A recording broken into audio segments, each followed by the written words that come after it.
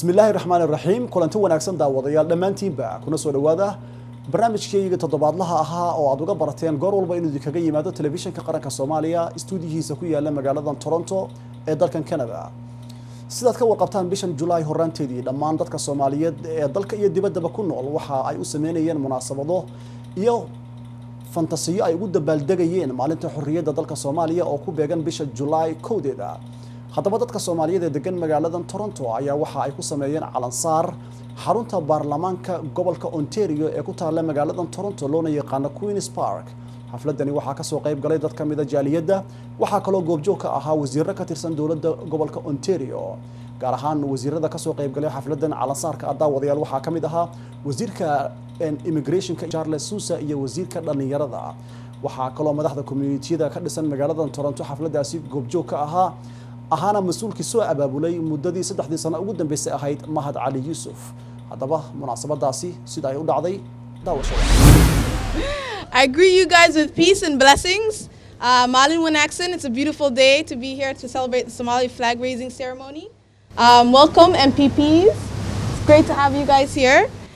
Distinguished guests, friends and family to the 4th annual Somali flag raising ceremony. My name is Khadija Afrah. And I'm a student at UFT who formerly interned here at Queen's Park. So it's great to be back at this lovely building. I'm very excited to be here today to celebrate Somalia Day, which is officially celebrated on Sunday, July 1st, and which coincides with Canada Day. I find it very interesting that the two countries that we call home celebrate the same Independence Day. So happy Somalia Day and Canada Day, everybody. I want to start by first thanking the Ontario Liberal Caucus for hosting such a wonderful event. I especially want to thank Dr. Hotskins and MPP Laura Albanese for investing and contributing to this event, and I want to applaud their efforts to continue to stay engaged with the Somali community, so thank you. I also want to applaud Honorable Charles Sousa as well as MPP Donna Kingsfield for being here with us to celebrate this day. Here in Ontario, we have one of the largest Somalian population, and so it is very important to commemorate this day as it marks 52 years of independence. 52 years, mashallah. And although there is much turmoil and we face many challenges, both here in Canada and back home, I have hope for a brighter future. A future where the Somali people are united and are at peace. And I truly believe that the Somali nation has the power to do that. We just have to unite with one voice. And this flag raising ceremony is just one way of building a unified community. As it reminds us of our past struggles to gain independence, our present struggles to remain unified, and our future hopes of a peaceful and a prosperous nation. So before I begin raising the flag, I want to share with you guys some of the meanings behind the Somali flag. How many of you guys here know what the Somali flag represents? Can I have a hands up? I see all the older generation putting up their hands. Well, let me remind you, the blue background represents the blue sky over Somalia. And some people say it also represents the blue ocean that surrounds Somalia. The star represents the African freedom, and each point, those 5 points are historical regions inhabited by the Somali people. The South Somalia, North Somalia, Djibouti, Ogaden region of Ethiopia, and North Kenya. All these 5 regions contain the Somali people, and we have to remember that.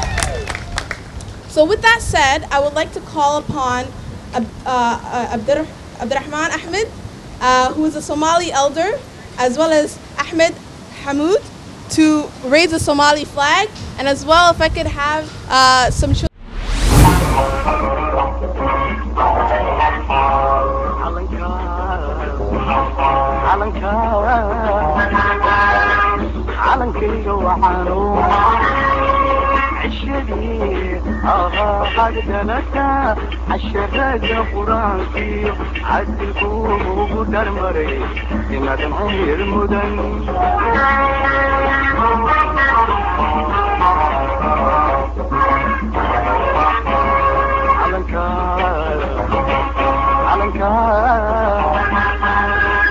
علنكيga waxaanu الشديد قد جلسا الشهد قرانكي حد الكوب ودرمري نغني المدن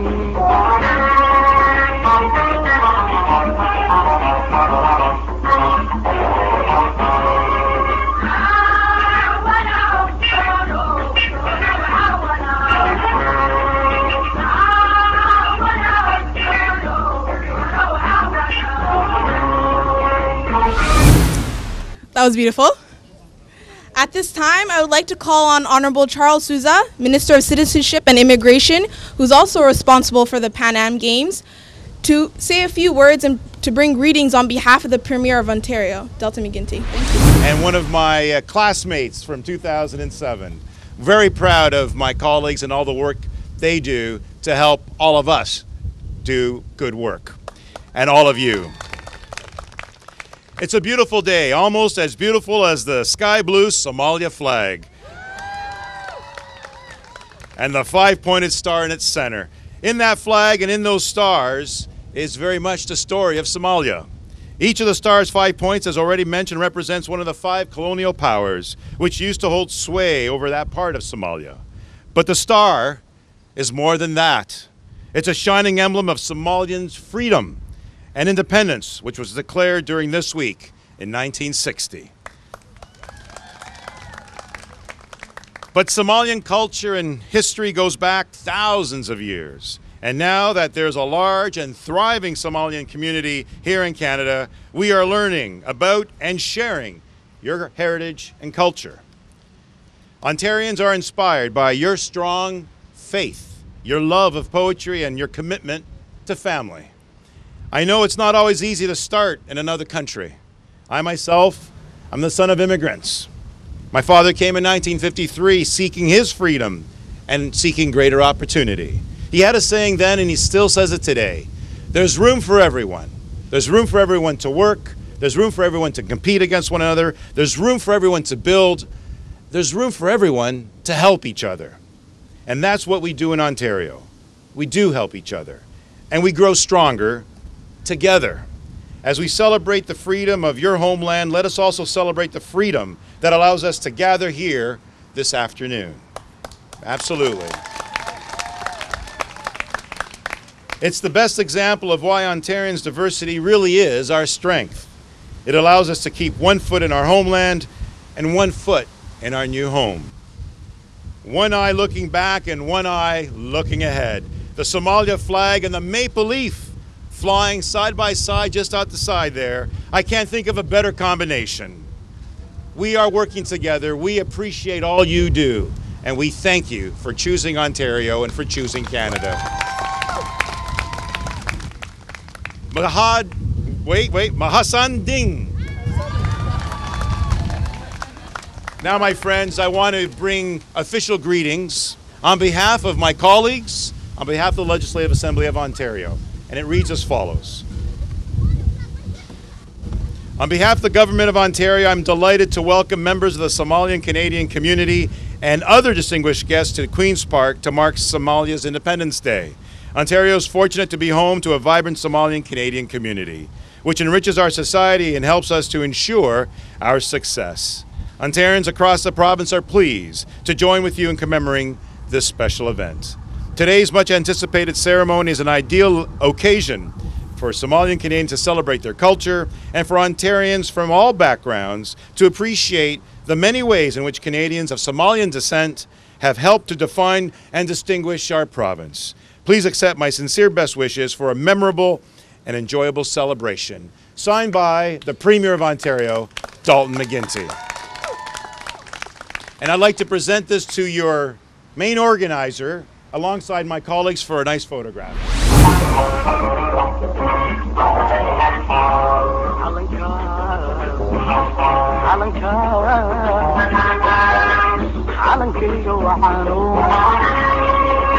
عشدي حق دلتا عشرة قرانتي عدلكو قدر مري إن دمعي المدن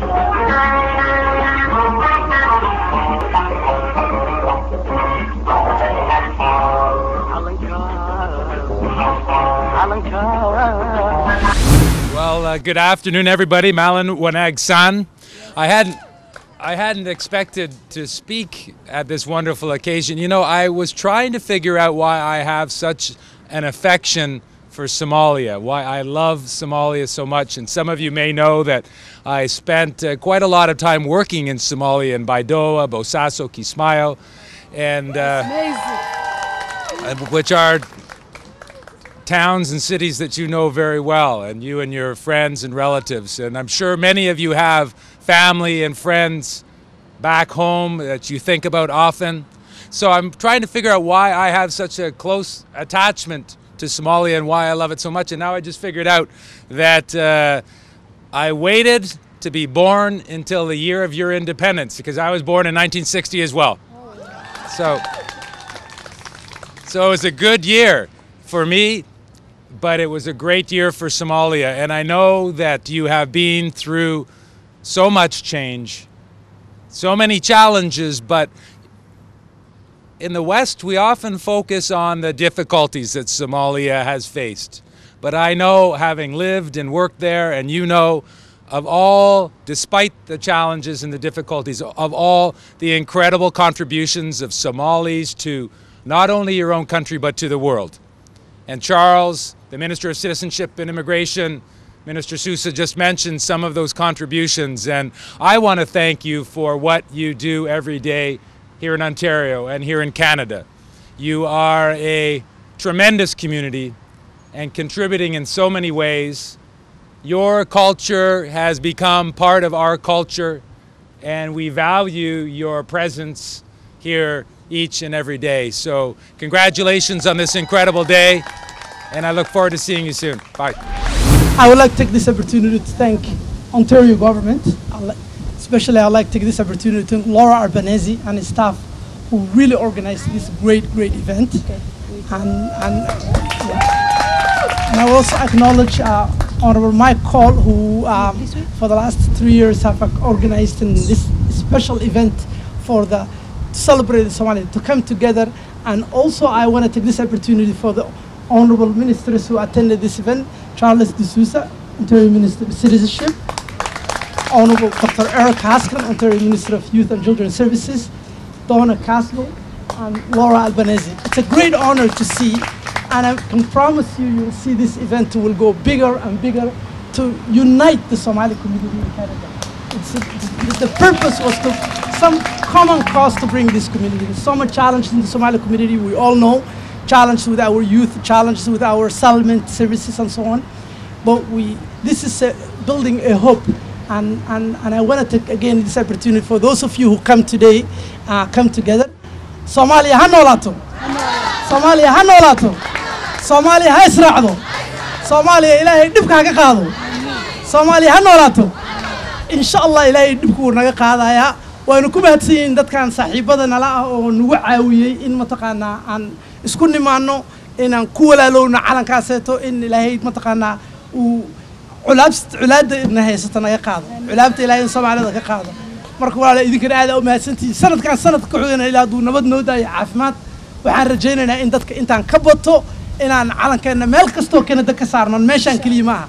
Halkan waxay ahayd inaan ka bilaawno calanka saarideeda, inaan Ottawa ka saarno, inaan Hamilton ka saarno, inaan Vancouver ka saarno, in ciyaalkeenana ay ka soo qayb galaan iskuulada marka la xilmaanto. Waxaan rajaynaynaa in ma yimaadaan. Marka walaalayaal aad u mahadsantihiin. Once again, I want to thank you so much, and I want to thank everyone who attended this event. Thank you. We will now have closing remarks made by MPP Laura Albanese, who's the MPP for York South-Weston, and she was one of the people who campaigned to have this event to happen. So please welcome Laura Albanese. Well, salam alaikum. Viva Somalia. It's really a pleasure to be here for this flag raising. I know that Somali Canadians and in Ontario we have about 200,000, I think, Somali Canadians that live here. Many of them live in my riding of York Southwestern and throughout Toronto. And I have learned to know them quite well. I know you have a great entrepreneurial spirit. There are businesses that are thriving, restaurants that are thriving, organizations that are thriving in our communities. And I know that you have a sense of family that is very strong. And I see often seniors that are helping the youth. I know that especially the mothers, the Somali mothers, I want to commend them for all the work that they do. The women, the Somali women are excellent, and I know that they really care about their young ones, as every mother, you want to find, you want them to have success, you want them to succeed, you want them to be the best they can be. And as some of my colleagues have said before, Ontario and Canada is a country that can offer that possibility.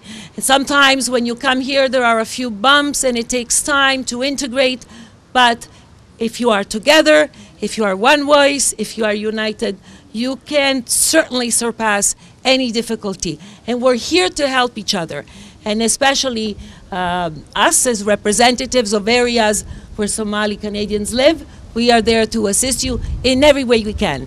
I want to say congratulations for this Somali flag raising. And again, Viva Somalia, Viva Canada. daawadayaal ku soo dhawaada telefishinka qaranka Soomaaliya oo idinkaga imanaya xarunta dawladda Ontario ee ku taala magaalada Toronto oo maanta lagu saaray calanka Soomaaliya bisha July 1 oo ah xorriyadda dalka Soomaaliya iyo dalka Canada oo dalka Canada xorriyadiisa uu qaatay sanadku markuu ahaa 1896 and it's a great pleasure and privilege for us, we the Somali National TV, to have the Minister of Citizenship and Immigration, and Charles Souza. First, welcome to the Somali National TV.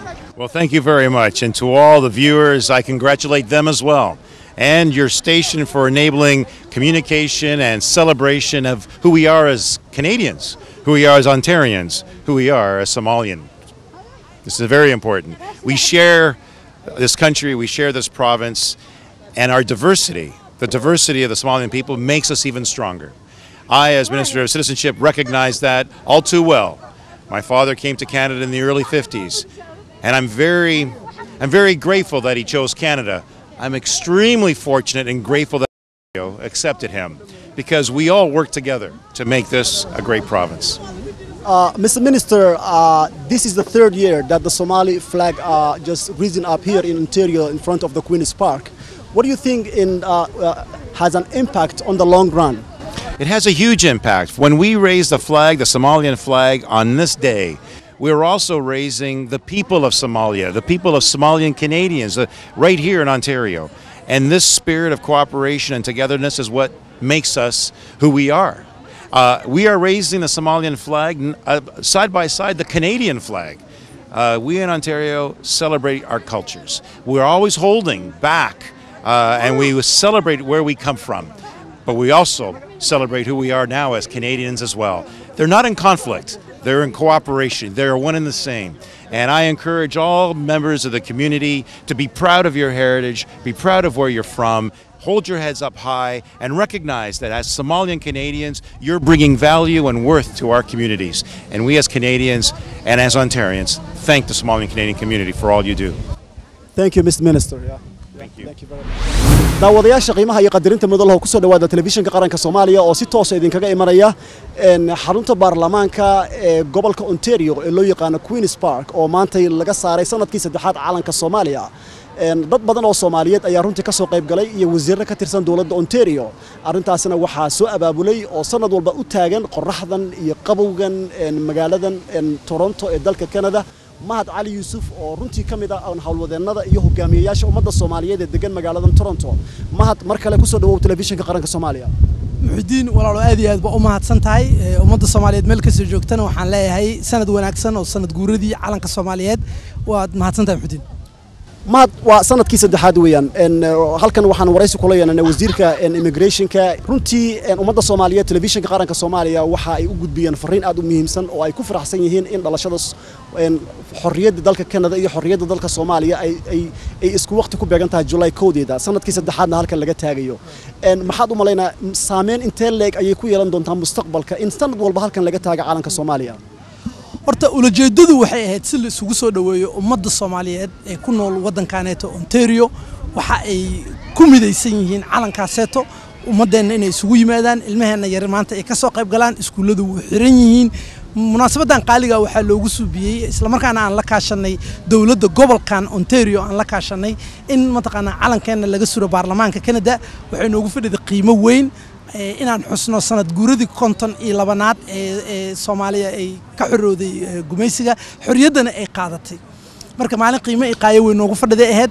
waana ku mahadsan yihiin wasiirada iyo dawladda iyo premierka Ontario oo noo keenay mataqaana nagala noo keenay mahad celin oo noogu mahad celinayo Soomaalida ku nool gobolkan oo tiradooda lagu qiyaasay inay ka badan yihiin 100,000 oo Soomaaliyeed inay mataqaana ay u dabaaldegaan xorriyad maalinta xorriyadooda oo ah 1 July isla markaana ah maalinta 1 July ee xorriyadda qaadatay waddankan ku noolnahay oo ah Canada su-aasha ugu dambaysa Mahad Ali Yuusuf waxaan rabnaa fariin ugu dambaysa in dadka Soomaaliyeed telefishinka qaranka Soomaaliya ka daawanaya u gudbiso iyo haddii ay suurtagal tahay waxaynu ka warqabnaa inaadan adigu suugaanta aadan ku fiicneen balse heesta calanka Soomaaliya haddaad ku soo gabagabayso marka horena aad ka hormariso fariinta ummadda Soomaaliyeed aad uga gudbinayso telefishinka qaranka Soomaaliya horta raaliga oo suugaanta Soomaaliyeed si fiican baan u bartay waana aqaanaa heesaha Soomaaliyeed gaar ahaan heesaha aan ugu jecelahay waxay ahaayeen heesihii loo qaada calanka mid aanan qaadi karin male waxaana maanta fursadana siisana waa heesayaa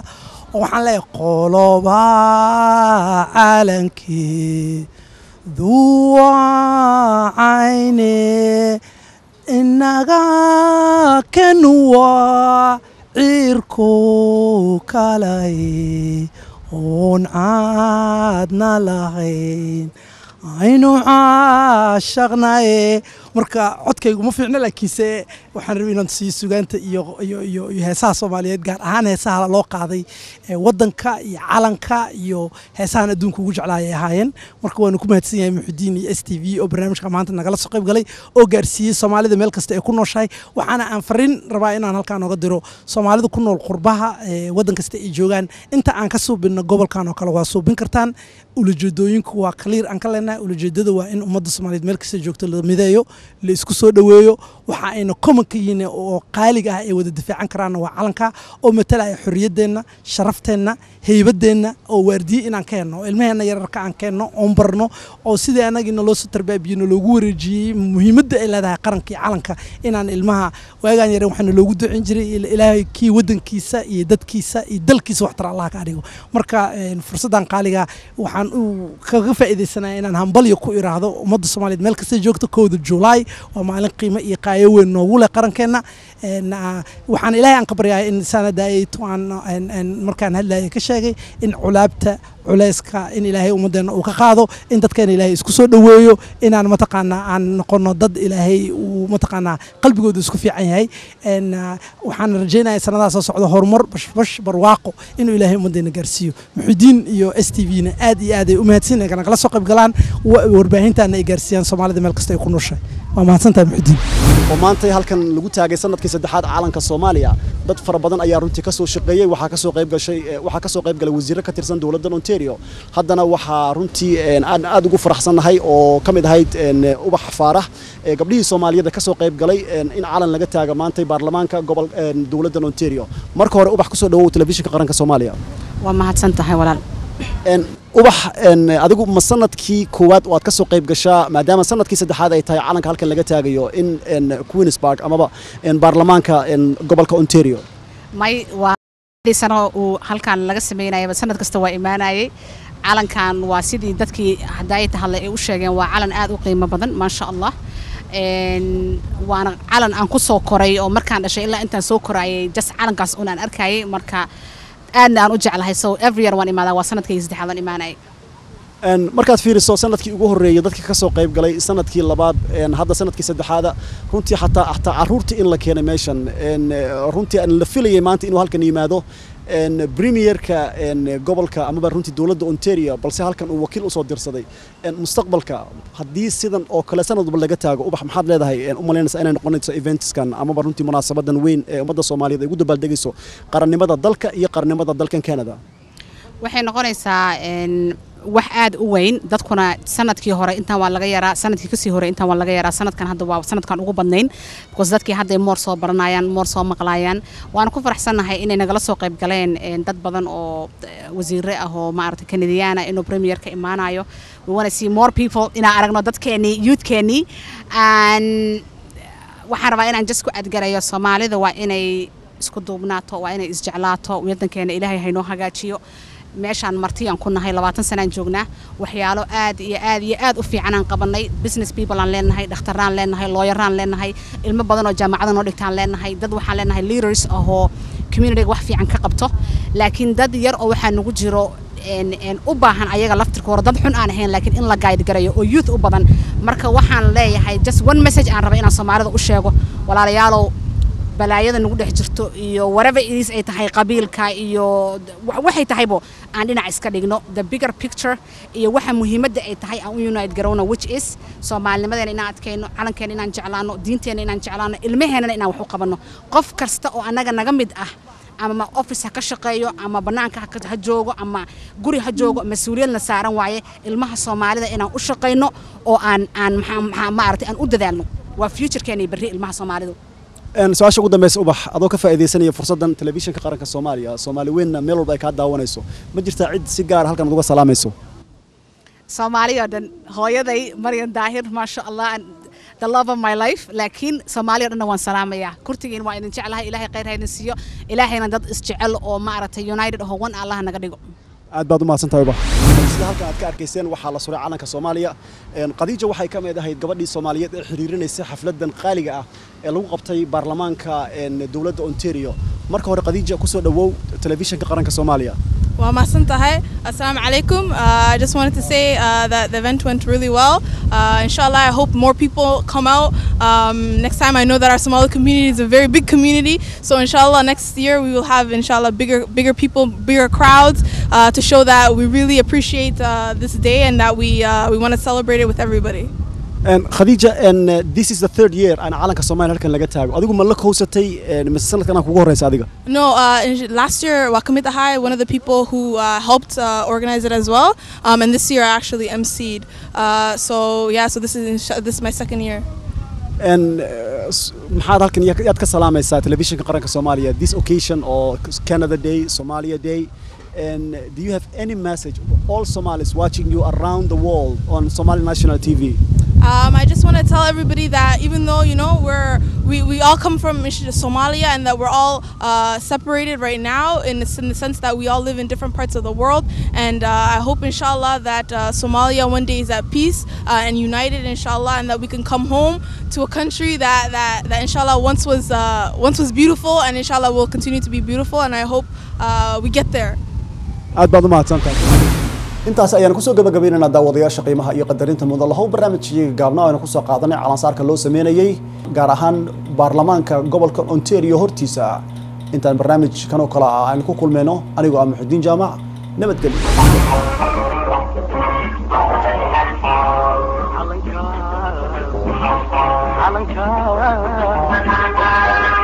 calankayga waxaanu عشري حقدنك عشرك فرانسي عدلكم وقدر مري لما تنعير مدن